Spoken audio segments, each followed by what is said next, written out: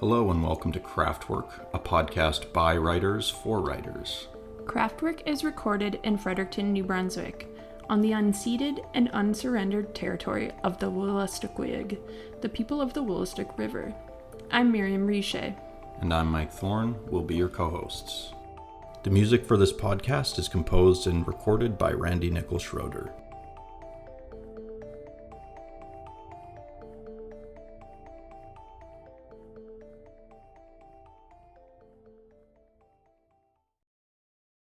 Rod Moody-Corbett is an award-winning writer from Newfoundland.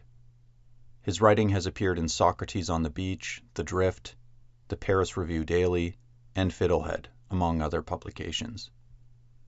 He is the recipient of the 2022 Howard O'Hagan Award for Short Story, a Newfoundland and Labrador Arts and Letters Award for Short Fiction, the University of Calgary's Kaleidoscope Prize, and the CBC Canada Writes Short Story Prize, People's Choice Award. He serves as a contributing editor for Canadian Notes and Queries. Welcome, Rod. We're very excited to have you on today. Miriam and I both loved Hides, and we're very excited to talk with you about it, hear a little bit about the process, about your process in general. The first question I wanted to ask you about was the tonal dissonance in the novel. You do handle a lot of tonal dissonance in Hides. You're often managing strains of humor and despair in the same scene. So I was curious to know how you thought about tone as you were writing and revising the novel. Yeah, that's a really good question. I think a very simple answer would be that I am drawn to books that have that sort of dissonance that you talk about, that can do two things at once, be very funny and be very break your heart inside of the same sentence. And so I don't know if I actually consciously set out, okay, now I have to be funny is probably the worst. You're never going to be funny by trying to tell a joke. But it certainly seems a way of capturing, I think, the absurdity that I wanted to tackle, in the world. And I think it was, in the revision process, maintaining tone is very difficult, especially over the span of a novel and however many years it takes to write. You're obviously consuming other books and your style is sort of constantly shifting. So retaining that kind of tonal perspective is really difficult. So I found as I was revising, I'd have to go back and kind of reread books that had put me in that headspace in the first place, just so that I could re-articulate the voice of my narrator.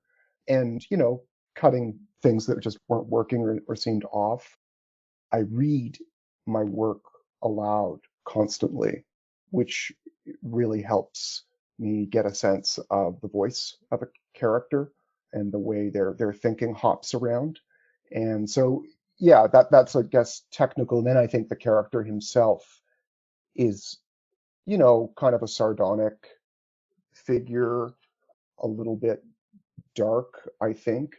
And comical things happen to him, but he also has sort of an absurd way of looking at things too. So I guess that's sort of my short answer for that. That's so interesting. Reading your work aloud, I often get my Microsoft Word to read it aloud for me, or I take voice memos to try to hear it read by someone else. Do you find you can read it aloud and pay attention to it at the same time? Yeah, that's interesting. I've never ever had it read back to me through a program or something. I'm maybe afraid to, but it's something I've told my students. I say get a family member or a friend to read your work to you, because every little hiccup and incongruity or overworked word or missing comma is going to find expression in someone else's mouth as you're reading it. But no, for me, I think I just kind of read it to myself out loud. And I commit a lot of things to memory. So I probably had a lot of this book memorized. And so it was, makes sleep difficult, just turning off the sound of the book, replaying certain sentences over and over and over again, just to see that they work. Totally. And that's unsurprising. I mean, Hides is your attention to detail is very palpable and comes across really well. I'm curious about something you said a moment ago. We've had guests on, like, for example, Kathy Koja does not like to read while she's writing, which is foreign to me personally and to Mike. So I had this question for you, which kind of feeds into that. In terms of narrative content, Hides is a thoroughly contemporary book. That being said, your voice and style remind me of mid-20th century writers such as Nabokov and Updike. I also was thinking of more recent writers I'd read. I just read The Ice Storm by Rick Moody and some T.C. Boyle. I don't know if you're familiar with T.C. Boyle, but he has a very kind of 19th century vibe to his contemporary settings. So my question is, who were you reading while working on Hides, and do you plan your reading diet around your writing projects? Sounds like you do, but if you could elaborate on that a little bit, I'd be curious. That's an excellent question. And reading is something I have to be doing all the time when I'm writing. I probably was more sensitive around what I was reading as I was editing this one than when I was in the sort of initial gestation of, creativity or getting it just on the page. My former teacher, like Mark Anthony Jarman, who I know you guys have had on the show, he talks about, being a sponge and opening himself up to influences and letting things trickle in. And so I try to do that, with my reading. That said, there were some writers that I was, because the book's, it's like a hunting book, but I didn't want to write like, a Richard Ford novel or like a Thomas McGuane novel or Norman Mailer novel, something sort of hyper masculine. I kind of wanted to disassociate from that, but I also wanted to know that genre. So there was sort of this initial research stage, if you will, where I was kind of interested in some of those writers. And, certainly I had like a huge Nabokov phase when I was younger, and Updike as well, who I read. I met Rick Moody, interestingly enough. I went to the Yale's Writers Conference in like 2014, and he was one of the instructors there, and was very, very nice person. I really admire that novel in particular of his. But yeah, I do certainly have too many books on the go at once when I'm working on something. One of the things I also sort of tell my students is that a certain kind of writing ruins reading for you. It's very hard to turn off the writer-reader, if you know what I mean by that. And so I'm constantly, like I can read through pages and pages and not have a clue what's going on in the plot. I know how many times they've used like an ornate verb, or I pay attention to really structural things. And so it can be really slow and painful.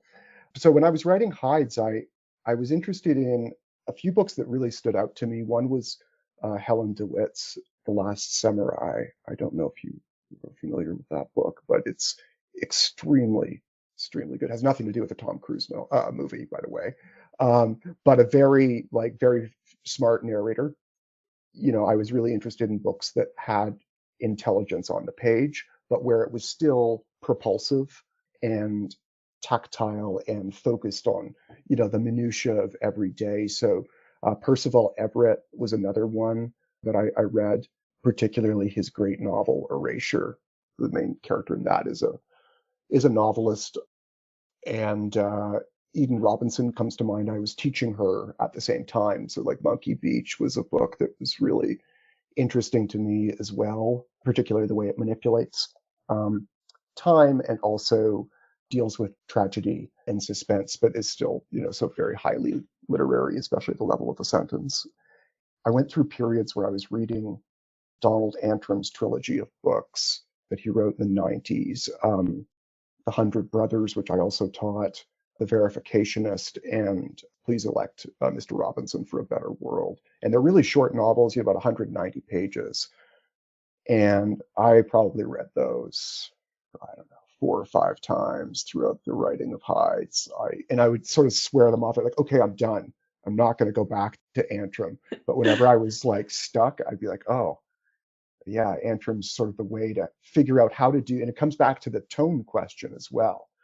how do I capture the intensity that I want, the seriousness that I want, but mess with it? How can it be made really funny? And how can I do that in an artful, hyper grammatical way that I also am very drawn to, complex sentences and styles.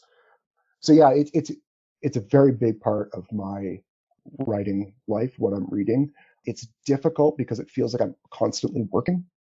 It's deeply pleasurable to me. I don't want to say that it isn't, but it's just a very different kind of pleasure. Recently, there were also books that I was avoiding too. Some contemporary novels that came out in, say, like 2020.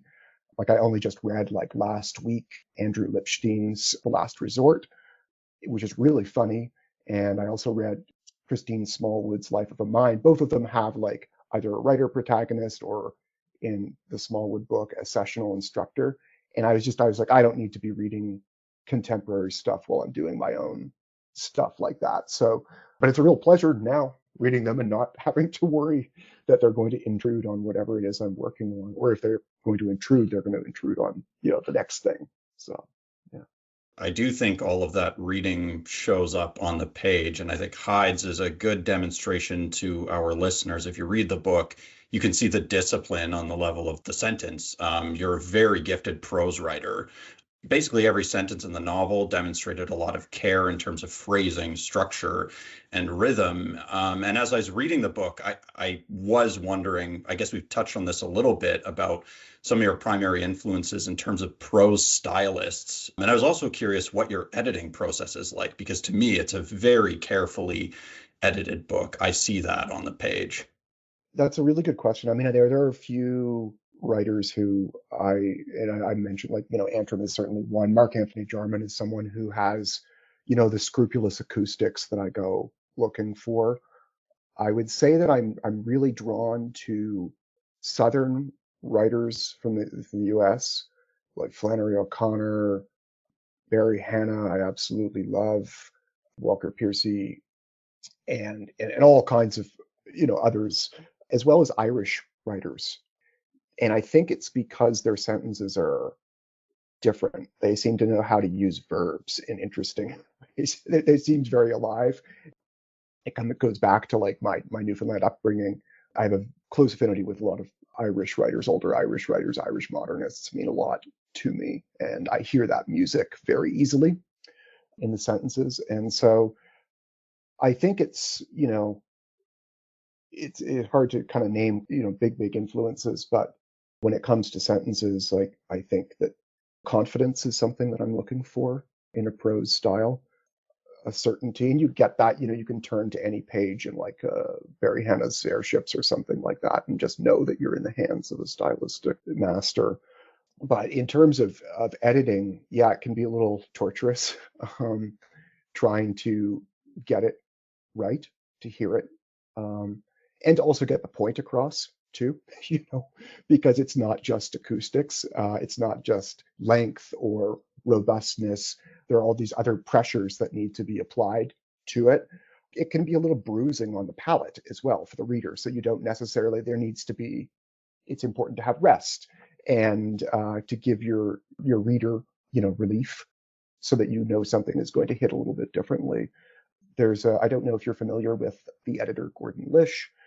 So Gordon Lish, famously tore up Carver's stories and made them better, but also worked with a lot of writers like Christine Scutt, who's really important to me, Gary L. Lutz, who's exceptional. Gary L. Lutz has an essay called The Sentence is a Lonely Place, where she talks about basically Lish's theory of consecution and the way that you sort of turn back into whatever you've written in order to kind of propel yourself forward. And there are, ways you can sort of pull a story or a sentence along its axis by going back and looking at the words you've used before, and playing with repetition, playing with alliteration, assonance, polysynthetic coordination, really kind of technical games, but all to kind of get to that sound. So that's something I was very conscious of as well. So even just little short, like 2-word sentences, I'm looking to pull from what came before in order to kind of go ahead. But yeah, editing, it was difficult. My first sort of reader and editor is my partner, Jess Nickel. And it's good because she has a really good sense of what my voice is. And also when things are kind of running afoul, if I can kind of hear it, she can definitely hear it.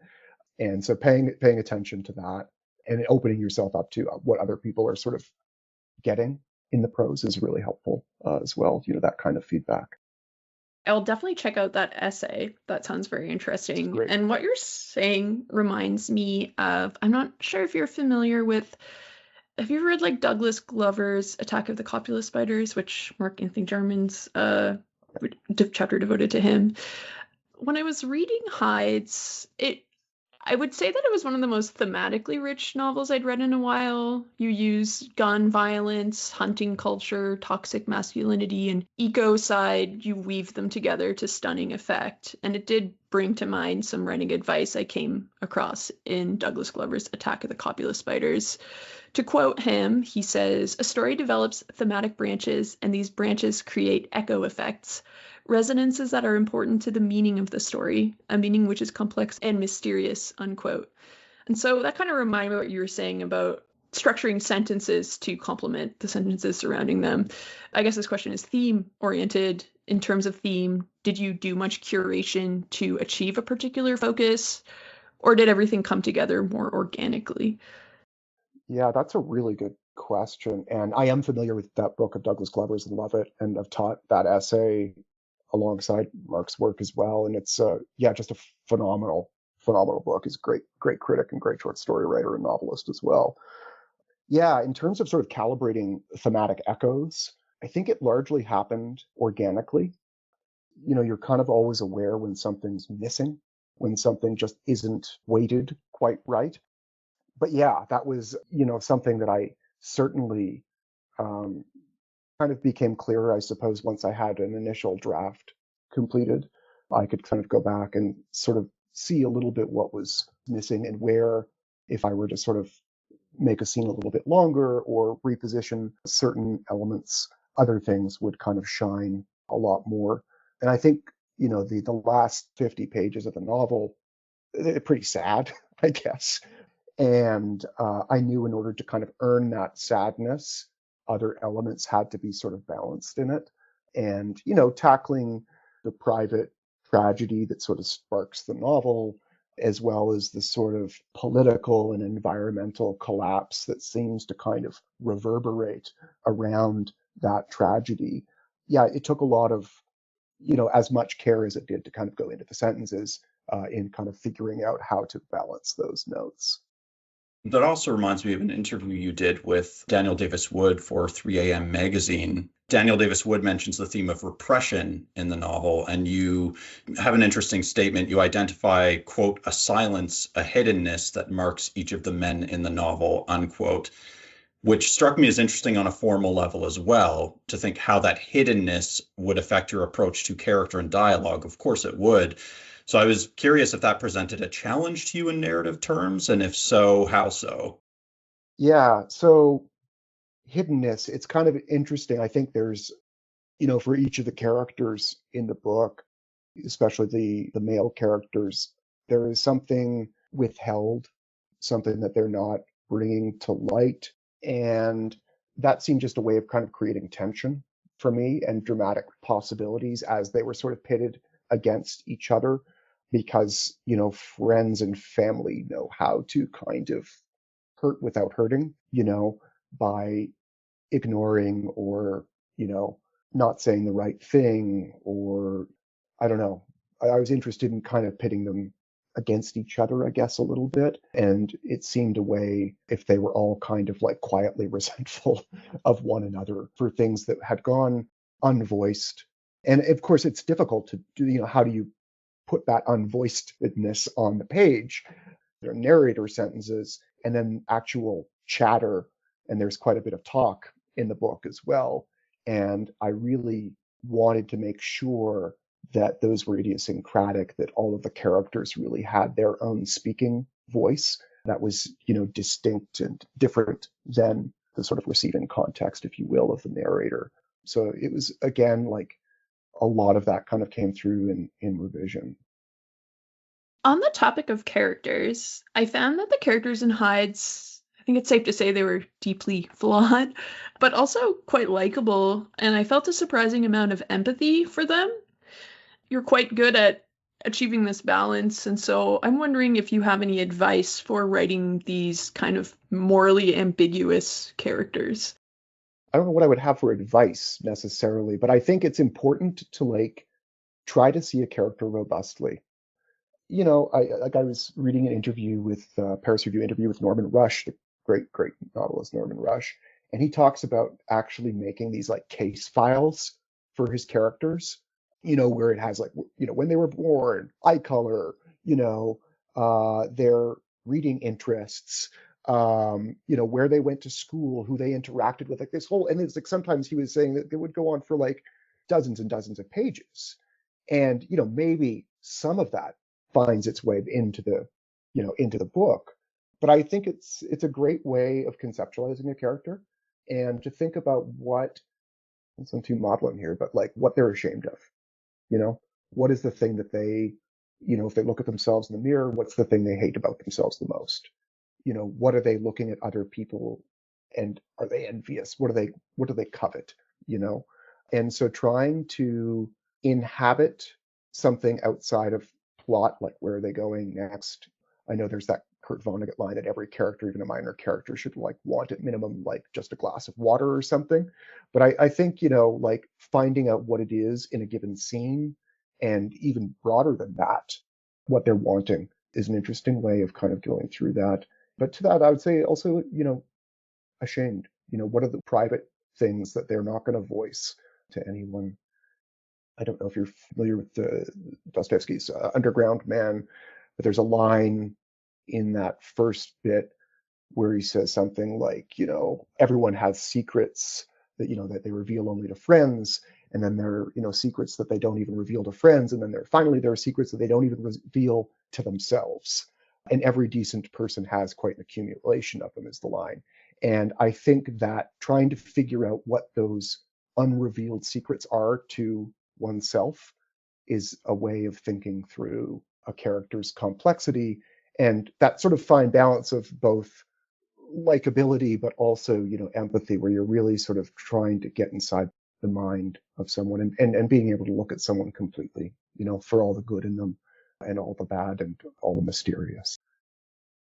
Another thing the novel does effectively in terms of character is representing the indelible imprints that place leaves on a psyche. And I thought the settings in Hides were very vivid. I don't think I've ever seen Calgary captured so accurately on the page. And as someone who lived there for over 30 years of his life, that was a pleasure in itself. Do you feel like you need to spend a lot of time in a place to write convincingly about it? I'm glad to hear that you think that about the Calgary setting. I sort of sometimes think that I can only write about a place after I leave it. And I started writing Hides when my girlfriend had taken a job in Lethbridge and I was teaching in Calgary, and where I was commuting back and forth. And then, March 2020, pandemic. So fully moved to Lethbridge. And so I didn't go back to Calgary until probably 2021, 2022, just to kind of visit. I didn't go back to Newfoundland. So it was really interesting to write this book completely divorced from its predominant settings. And I found that to be actually easy. I won't say easy. It wasn't easy, but it did something to the writing. It forced me into a kind of wanting to inhabit a certain lushness and tactility. And it was both a kind of like a memory project and, certainly in the Calgary scenes, just re-inhabiting places that I was familiar with. And then, coming back, we moved back to Calgary in 2022. So during the editing of the book, I was able to kind of go and look at things a little bit more, boots on the ground research. With the Newfoundland setting, I have a whole wall of like old hiking books and, guidebooks from Newfoundland. And I would just read through those and just look at pictures and interesting words and things that I was kind of drawn to. And again, it come back to the sentences. It's mostly like a little bit, I don't want to say just acoustics, but so much of it has to do with sound. And so I'd be drawn to certain settings almost based on what kind of lushness might erupt from the words that would be required to describe them. It was fun to do that with place and to apply myself to these places that, I wanted to be in. Nothing against Lethbridge. I enjoyed living in Lethbridge, but I was also like missing, my family in Newfoundland. I was, missing friends in Calgary. And so it was a way of almost contacting people through places. I worked hard to do that because I think that you can tell when someone has done their research in a book, and that's great, but you don't want to see the research. You just kind of want it to come across as very lived. And so part of the editing process for me was kind of scrubbing away any kind of work that had gone into that rendering so that it just becomes lived in, tactile. In terms of like mnemonic devices, so to speak, you said you have a whole wall of guides. Do you prefer, obviously the internet is a double-edged sword. It's a great way to research, but it's just don't talk to a lot of people who have like more tactile or physical items when it comes to research. So do you prefer to have books or? Oh yeah, definitely books. Like there's a wonderful dictionary of Newfoundland English that came out in like the 70s that my parents had sent to me. I've always done this, going to bookstores and picking up old dictionaries, old encyclopedias, reference books, bird books, nature books specifically. It sounds silly, but like how stuff works in your home, just to like see the images as opposed to, what does a faucet look like, in a search engine.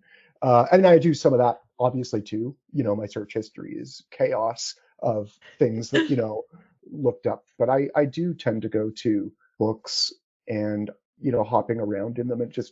I know it's going to push me back into the page, which is what I'm looking for. And I think that in terms of online searching, unless I know what I'm looking for, I'm just going to get distracted. I can't trust myself to do that in the same creative way.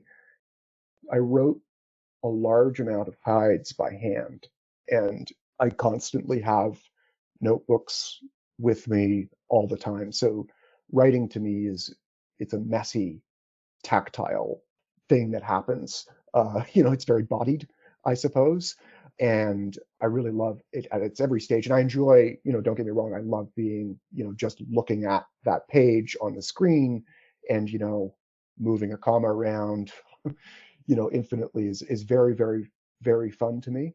But I also love the bursts of just filling up 10 pages in a notebook in like an hour, or finding something like on the shelf that just all of a sudden is going to explode in the right way for you. There were a couple of like the East Coast Trail in Newfoundland sort of just wraps around the East Coast. But there were these two guidebooks that came out in like 2001, 2002. They're wonderfully, wonderfully descriptive. And I would just have them open on my desk, and these are trails that I had hiked for, years and years as a kid and as an adult. So they were very familiar to me, and all these little sites. So I found that exciting. And a lot of the writers I like too, someone like, again, Eden Robinson, Marilyn Robinson, Barry Lopez, Peter Matheson are wonderful nature writers. And so just really immersing myself in that kind of writing I find to be so helpful. So yeah, I definitely page over screen any day. Well, Rod, that's inspiring. We often, we don't have a lot of shelf space, so I always deny myself at used book sales these kind of physical reference material. But maybe next, I'm regretting there was like a medieval herbal medicine book that I thought would work well with the project that I was working on. And next time I see something like that, maybe I'll buy it instead of thinking I can find similar things online. That's fascinating that you wrote hides partly by hand. For a first novel, it's so impressive. Really just excellent. This is kind of an job interview question, my apologies. But what are your best practices and lessons learned coming out of your first novel? Is there anything you wish you'd known going in, and what might you do differently next time? Thank you again. That's so nice to hear. it's like the first published novel, thousands of pages of false starts and abandoned projects. I think writing a novel is hard, writing a story is hard, writing a bunch of poems is hard. Writing is difficult. And I think that you need to be confident, and I think you need to be kind. And I think it's very difficult throughout the writing of any kind to give yourself the rewards, because it's not every day is going to be a good day. And there's so much rejection. There's so much, just things not working out. No matter how disciplined you are, sometimes something's just not moving in the right way. So I think that finding out how you can renew your own imaginative interest and fuel it. And I think that giving yourself rest, and like, everyone knows this. I tell it to my students, but I don't ever take the advice myself. Like, take your eyes off of something and come back to it. You're going to see what's not working or what is working. You'll be like, oh, wow, this is actually much better than I thought. Great. As opposed to, just being in the trenches of it. I can tell myself that now as a sort of lesson learned. Whether or not I will listen to myself is another question. I doubt that I will. Certainly the kindness and confidence and knowing what works well for you. One thing that I did a lot with this one is I sort of was, I won't say like trapped, but I was very confined in that first like 40 pages or something, and just wanted to make everything just really, really, really tight. And that's good, but you have to sort of move, through an entire project. You have to get through a draft in order to kind of calibrate everything, because you're only as strong as your weakest sentence, really. And so if you have like 40 really strong pages and then the rest of it's not so great, or sort of feels, not terribly calibrated, I don't mean working quickly, but kind of trying to get to the end of a project so that you can then devote the time to editing. And again, going back to sort of writing some of it by hand, that was one of the tricks that was really useful to me, was, just stepping away from the screen where I would, kind of doing this pixel work, and then just going directly into some free writing, and just saying, okay, we're going to get to the end of the chapter, or we're doing like 2,000, 3,000 words in this sitting, and then we'll see, it's probably going to be terrible, but whatever, because you're going to discover things. And a lot of the dialogue, especially, inhabiting the voices of some of the other characters who are not my narrator, required sort of stepping into a different headspace, kind of priming yourself for that. And again, knowing that you're going to need rest in order to do the work is really important. Again, I don't know if I'll follow any of that advice, but I hope to. As you were talking, I was thinking about an experience I had when working on one of my unpublished novels. There was one particular sequence that had a lot of characters, a lot of moving parts. It was kind of an emotionally pivotal scene. And I remember just agonizing over that scene. And it felt like every time I had to sit down to work at that scene, I was kind of dreading it. But by the time I reached the final draft, it kind of developed over time to be, I think, one of the scenes I was happiest with. And I was curious if there were maybe specific sections of Hides where you had that experience that were maybe particularly cumbersome or difficult to work out. And if there are any particular struggles you had in the process that you learned from in some sense. That's really interesting to hear, because like you're going to have like your favorite parts in something, or sentences that you really love, or paragraphs that you really like, exchanges. And some of those come easily, and some of them are really hard fought. Some of them can be ones that, like in your experience here, where you're just sort of like, man, I'm dreading working on this. Like, I hate this scene, but it has to be here. And it's funny to hear that later becomes something that you're actually quite attached to. So yeah, there are a couple moments. I think that the part where the narrator, we sort of get the story of his mother's death, which came pretty late in the writing, though it was always there. I didn't know that it was going to be its own sort of scene, as it were. And calibrating that in a way that felt, again, real, emotionally charged, but not sort of didactic or simplistic, was very difficult to do. And something I sort of dreaded, though I knew it was one of those moments where I was like, okay, there's something that's unvoiced that needs voicing here. what is it going to be? So that one, and then I think too, like the chapter where early in the book we sort of get a description of the narrator's academic situation. And I could have gone and did, in fact, in early drafts, could have gone all day describing his work. And I had a lot of fun doing that, but I think, it was a little bit overworked in earlier versions of it. I'm sure that there are readers who would love to hear all about my narrator's thoughts on Beckett and Spinoza, but probably there are more readers who would rather, that be limited to maybe 2 to 3 sentences at most.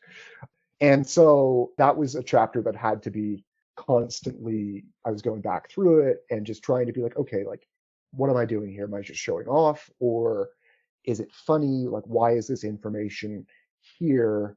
And it almost got so that I couldn't like read the chapter anymore just because I was like, is it good? Is it bad? Like, and I'm very happy with it. I think it's a very funny moment in the book that adds levity. And I also think too that it's like fairly, realistic, I suppose, to, the kind of late capitalism academic life, sessional life. And you see this in a book like The Life of the Mind by Christine Smallwood, or I think Brandon Taylor also has a book about a sessional or something. But these sorts of characters have probably come to replace the kind of campus novel or the academic novel as it was understood in like the 70s or 80s or something. So yeah, I wanted to hit that note where like someone who has spent time in like a university in the 21st century would be like, oh yeah, that's what it's like, or that's what it's like to teach. That was difficult to do, but I'm quite pleased with how it turned out. But yeah, I hated writing it. I think that's the scene you read from at the reading in Fredericton. Yeah, it's fantastic and very funny, and kind of painfully relatable in many ways for anyone who's done that kind of sessional work. You mentioned something earlier that interested me too about activating the imagination. Something I'm often interested when talking to writers is about those initial literary loves. Something else I thought was interesting is that Hides contains an epigraph from Moby Dick, and I read in an interview that that's your favorite novel. It might actually be mine as well. So I'm curious, what were some of your other first literary loves as a child or adolescent? What were those early books that initiated your love of reading or writing? I get the sense you have read virtually everything that's written in the English language, but so I'll be very curious to hear, was there a time before you were reading Nabokov? And I read a lot and have read a lot for a while. And like one of Borges's characters, I probably consider myself a reader, foremost and a writer sort of second, maybe. But yeah, the first loves, I mean, I grew up in a house with a lot of books and, was read to as a child. My mom read, Mark Twain to me. And I think I really loved that. The humor, the playful language, it's all, and I still love Twain. But my parents were also like, they had sort of forbid us like watching television, like during the week, and like didn't like have us video games and things like that. So I felt at a young age like I was missing out on something clandestine, that I was not getting enough like sex and violence in my diet as a child. And so I needed to find ways to kind of access that. And so I started reading like a lot of crime novels. I was in like grade 7. I was reading like Nicholas Pileggi, who's the guy who wrote Wise Guy that became Goodfellas, and then Casino, which is a really good book. I don't know how many people were reading that like before they saw the movie when they were in grade 7 or whatever, but like I was a big, I wear those books down. Also, Elmore Leonard was another big one. I'd go around to used bookstores and just hunt down as many Elmore Leonard books as I could. And, again, it's sort of interesting because those are two writers who are probably known more for the adaptations. Well, maybe not Elmore Leonard so much, but, but it was sort of interesting to read a book like Rum Punch as a child and then see it as adapted into like Jackie Brown or, Get Shorty. So yeah, those kinds of books were really big pleasures, sort of pre-literary. And I eventually understood them to be quite literary. And I was happy when I was reading, I think Yeah, Martin Amos's experience. There's a footnote in that where he talks about a shared passion that he and Salvello have for like the novels of Elmore Leonard. And I was like, well, that makes sense. It totally. And his dialogue, Elmore Leonard's dialogue is fantastic and really holds up. I still go back to those books. And I think that, it opened me up to listening in a way that was very, very useful. I sort of wrote through high school and, junior high constantly, but I didn't really take it seriously until probably after my undergrad, maybe even after my master's, in Fredericton as a vocation and become extremely disciplined. My reading started to become more disciplined probably in university. I had the good fortune of being in a first year English class with Thomas DeBosey, great short story writer. And we read Catherine Ann Porter, we read Toni Morrison. It just opened up a world for me. Some of my favorite writers I first encountered there. And I had handed in an essay, I think it was on Catherine Ann Porter. And he said, what was I going to do in school? And I said something like history. And he said, no, English. And that was kind of the end of it. I think a lot of luck in reading, a lot of luck with people who pushed my reading in certain ways that was really important. I had a running coach, and I was very sad. He actually died a couple of years ago, and I'd wanted badly for him to see this book. But he gave me Nabokov's books, his lectures on writing, his Cornell lectures, where he has, an essay on Jane Austen, on Kafka, and Proust and Ulysses, and Dickens's Bleak House. And I think that I was probably 18 or something when I had read that book. But talking to this other person who had given me this about these books, it was just really special, to have that sort of guidance, check these people out and see what you think. So yeah, I was lucky, but I started out in the kind of the rut of crime novels, which I still love. I've never read Elmore Leonard, but he is responsible for one of the handiest and simplest pieces of writing advice I've ever heard. My friend William Ping told me about it, so it's secondhand, but apparently Elmore Leonard says, don't name more than one main character with the same first letter. And It does get confusing. I just reread The Road Through the Wall by Shirley Jackson. There was 5 characters with the first name H, or that start with an H. And so thank you, Elmore Leonard, for that. I was thinking of a different Leonard advice, because he has another one that I like a lot, that it says, if it reads like writing, rewrite it. Yeah. And I don't really agree with that, but I like thinking about it, but that's an interesting one about character names. It's weird, the little things that kind of stick out. I can't remember where I read this, but I also try, every paragraph I want to have start with a different word. Or if I do have paragraphs that have the same sort of opening, it has to be deliberate, it has to be intentional. I love this kind of craft talk, but it sort of ruins you as a reader of things, because you're reading the Shirley Jackson book. You're like, okay, great, going to read Shirley Jackson. And you're like, oh, but wait, look at this. How disruptive is it to be, and that happens all the time. I love Don DeLillo, for instance. I love Underworld, read it a few times, but he uses jut or jutting, jutted, 7 or 8 times in the first 60 pages. And that's just way too rich a word for that many times. So yeah, it's weird, the little quirks that annoyingly ruin even your favorite books. Oh yeah, definitely. I read a book by Susan Choi called My Education, and she used the word errant all the time. And I was like, you can't use the word errant more than 3 times. It was 20 times. But yes. Yeah. I was telling Mike earlier today, I'm reading a short story collection I had yet to read by Mary Gaitskill, and I love her. But I was like, if I ever wrote like this, I don't think it would get published. She can do it. It's late career Mary Gaitskill. I think it was published in 2011, but I was just I'm a first reader for The Fiddlehead, and I was like, I don't know if... But I mean, she's Mary Gaitskill, so... But yes, all this to say, Rod, I agree with you. It's turning off the writer inside of your head and just letting things be sometimes. Gaitskill is so good. Mm-hmm. What's the name of that collection? This one is called Don't Cry. Okay. Yeah, I haven't read that one, but I love Bad Behavior. Her first one is really good. Absolutely. Because They Wanted To is another great collection of hers. Yeah. It's really good. But yeah, some of her stories, they still get published. But imagining a writer starting out and saying that, although I suppose someone like a Tessa Mushfeg, sort of hits similar notes sometimes that are like very dark and sometimes really unlikable characters doing very terrible, unlikable things.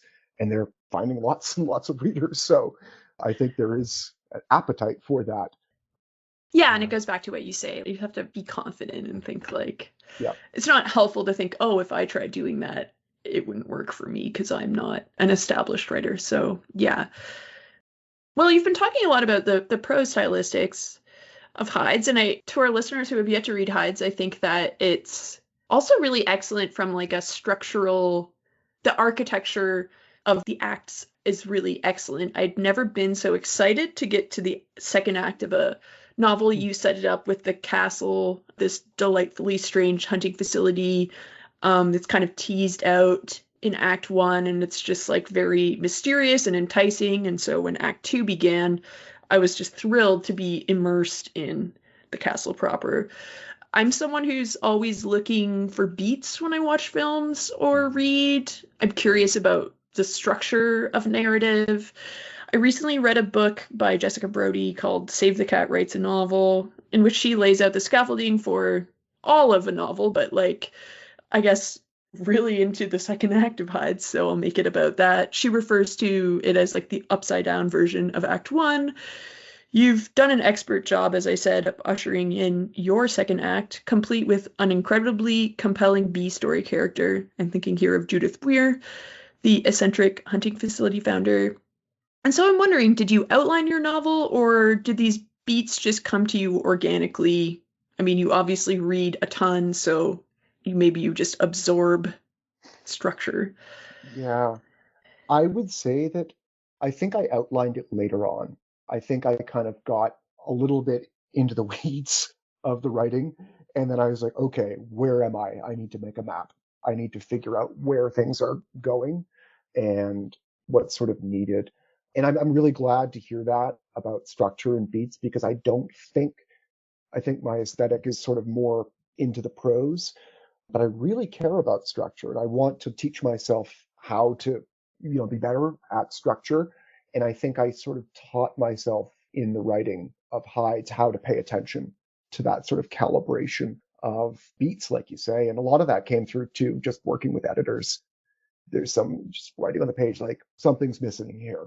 How can we have this happen? Specifically with the castle, I would say that I've always loved books where it takes a while to get to that person, that Kurtz, in this case, Judith Muir, who's kind of not take over the story, but although she does for a chapter, but sort of act as an interesting counterpoint to some of the more, sort of standard form of narration that's been going on, and where things are really going to start to heat up and tension is going to sort of unfold. It was wanting to kind of get to Judith, but then also to get my characters away from the city environments, away from their technology, forcing them, into this strange space together. That was interesting. I wrote it probably largely chronologically. I think I had an idea about the ending early on.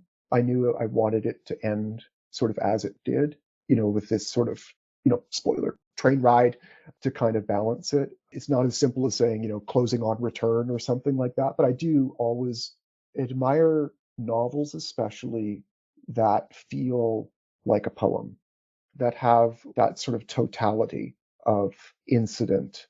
Everything seems to resonate in a way that meets together.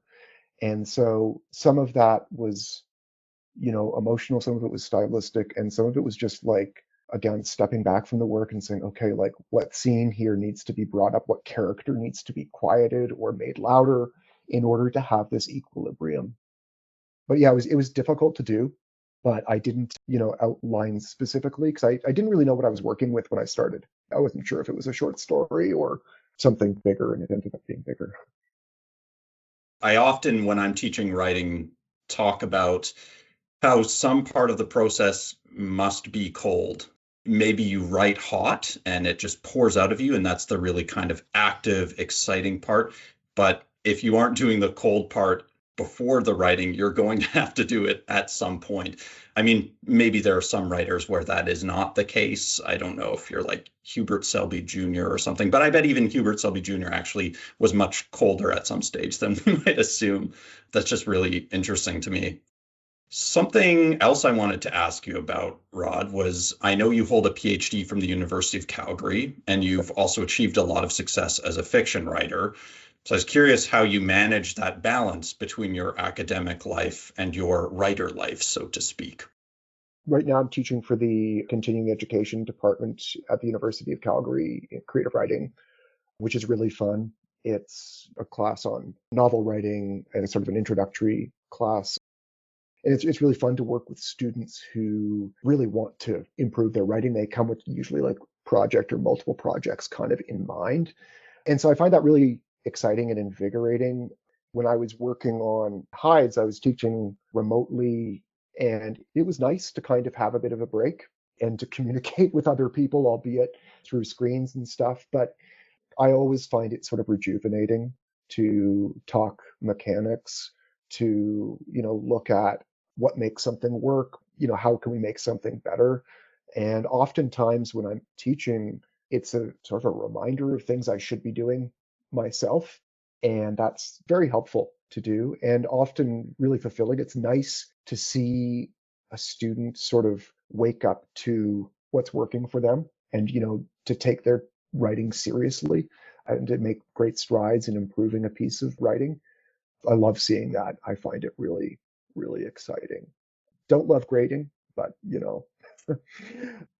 I went into the PhD almost as a way to hide, not to be too on the nose with it, but it seemed like a great way to kind of get some writing done and to focus on reading and, doing those things. I don't think, unlike my narrator, who has desires to be, an academic, at no time did I desire an academic life, like writing foremost.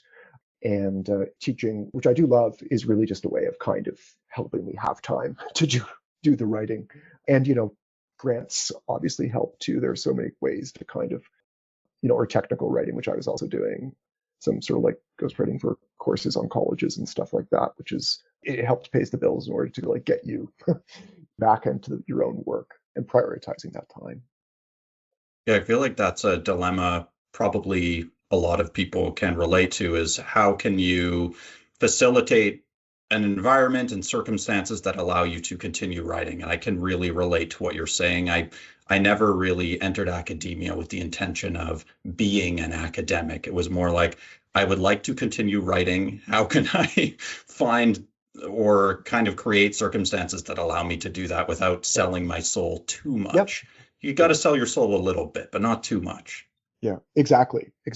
And it's and you're going to be surrounded by people with different but somewhat similar ambitions and backgrounds, and it's nice to be. I mean, I miss it. Wish I could go back and do it all over again, just because it's a kind of a nice atmosphere of being steeped in that kind of conversation. And there are some classes that I had so much fun with, at the U of C, that I still think about. I think all three of us are probably in the same boat. Like, I'm doing my master's now. I had a master's in information studies and worked as an information architect and a business analyst for a while, but decided to do a master's in creative writing because, I don't know, it was just fun. But yeah, I mean, I don't have intention of being an academic. It's just nice to get paid a little bit of money to read and write. I mean, that's dreamy. I'm considering doing a PhD, even though I have zero intention of, teaching or anything, just because why not stay in the milieu? But yeah, grants obviously help a lot too. And one of the things, I think they do this in American programs with the MFA more so, and the Canadian route seems to be much more, PhD, MA. And I wish that there was more conversation on just the kind of like the job of being a writer. Like, how are you pitching an agent? How are you submitting to magazines? How are you weathering rejections? The stuff that seems incidental that you kind of end up having to learn very quickly once you're in the midst of things. I don't know why it needs to be that way, So it would be nice to have like a course just on like, I don't know, writing and, taxes or something like that. Just so you can figure some of this stuff out, because it can be, or like how to go through a contract or whatever, how to conduct yourself in an interview. Some of this stuff, people who spend most of their time alone with their own words and other people's words are just not very good at. They don't have a kind of business mind. Yeah, I do think the MFA, from what at least I've read and friends who've done MFAs, I sort of sense that there's a bit more of that happens. And I think it would be nice if Canadian universities adopted some of that. Maybe not. Oh, certainly. I mean, there's a distinction between doing an MA in creative writing and doing an MFA. It would be nice. I mean, I know a lot of other mediums in fine arts have more of that, but writing is just kind of straddles academia and fine arts in a sometimes strange way. So something I'm interested in getting better at as a writer is juggling timelines. And I think that with Hides, you've done a really effective job of transitioning back and forth between two distinct timelines. Did you employ any guidelines or rules of thumb with regard to weaving the memory-based scenes into the primary narrative, or was it more a matter of instinct for you? I mean, the short answer is probably instinct. And again, it comes out of really the books that I find richest as a reader to me are ones that have a kind of digressive quality to them. I think like using tildes or something like that to suggest, okay, now we're in this scene, now we're dealing with the past or something like these, sort of time stamping everything. I try not to do that. I try to make it as organic as a part of the narration. So like we're pages into something and we're like, wait a minute, why are we like, way in the past here when we were just sort of in this other present? It seems to me one of the seductions of narration is figuring out how you can inhabit memory, while in a sort of present moment, and the kinds of things that go on inside that headspace that can be just as lush as, the lived moment. And I mean, this is all very Proustian and so on, but I think it's a good example. Or I think of, like Into the Lighthouse, there's a scene where, I can't remember the character's name, but she's having her portrait done by, I think, Lily Briscoe or something like that. And for about like 40 or 50 pages, we just get this sort of memory. And we forget that someone's painting this person while this has happened. And to me, there are times when writing can be filmic, and I think that's good. But I think that one of the things that I really love as a reader are the things that just can't be imagined otherwise, that can only really be rendered in words. And I think that digression is just one of the great gifts of the novel, especially, more so than any other kind of written form. And it can be super self-conscious, like, I think of like Tristram Shandy, and there's one point, and he's got like a couple of characters like coming down this staircase, and they've been up in the staircase for like 6 chapters or something like that. And after a while, he asks the reader if the reader has any money, he'll take a bribe to like pull them off. Anyway, it's so funny and so weird and so tangential and so human. It just seems to be, not to be too cheesy, but the kind of the stuff of life, And I remember like with Tristram Shandy, like I taught that book to a group of very, very unhappy first years. And they, but like I was trying to teach it almost like a hypertext, you're stepping in an elevator, you get a message on your phone, you ignore the message, you open up Instagram, you look at a picture, you like a picture, you go back to the message, someone gets on the elevator that you know or you don't know. Like there's all of this possibility for interruption, digression, reflection, and, writers who really talking about, and again, I think I mentioned her earlier, The Last Samurai, Helen DeWitt does such a good job of that. It is really just a Bible of, how to do digression well. It's good to hear, but those temporal spaces, I think they add density to each other too, so like one makes the other richer, and the way the present can inhabit the past and make it kind of lush as well. Well, we've mentioned so many books already, but we usually end by asking our guests if they've read anything recently that has particularly excited them. I don't know if there are any that you haven't mentioned that you want to give a shout out to, or. Yeah. So what am I thinking of? I feel the end of the year it's constantly this like mad rush to kind of get through as many books as you possibly can. I think I mentioned it earlier, but The Last Resort by Andrew Lipstein, I read very quickly and like sort of surprised myself because I read a lot, but I'm not a fast reader. I'm way too editorial as I'm reading to go through it fast. But I flew through. It's like 300 pages, and it was like a day and a half, and it was gone. And it was just really like a page turner, and that was very fun. I've been rereading V.S. Naipaul's Mr. Biswas, which is a great book. And interestingly, I read that actually in Fredericton when I was doing my MA, but I think I was like too young, right? Or my interest in point of view was so like specific that I wasn't really open to the kind of playfulness of its narration and the way that it was structured. It's a really fascinating book in that way, but I think I was just too stubborn to really appreciate it when I read it the first time. I was expecting sort of very close James Woodian third person, everything being perfectly focalized. And the book does have moments like that, but it's not just that. It's very different. So it's been really fun.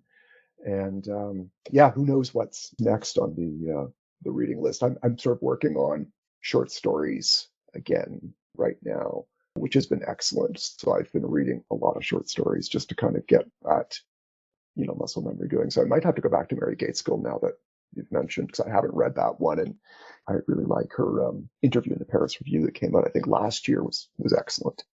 Not to keep you any longer, but I'm curious because I'm about to start a short story workshop. So I've been compiling a list of like short story collections that I must read over this semester. I mean, I would always like to read more Raymond Chandler. Sorry, why did I say Raymond Carver, not Raymond Chandler? Nothing against Chandler's Raymond great Chandler. too. Yeah, of course.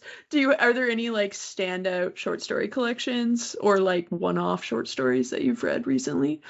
Yeah, so lately I've been going to like Joy Williams, I love.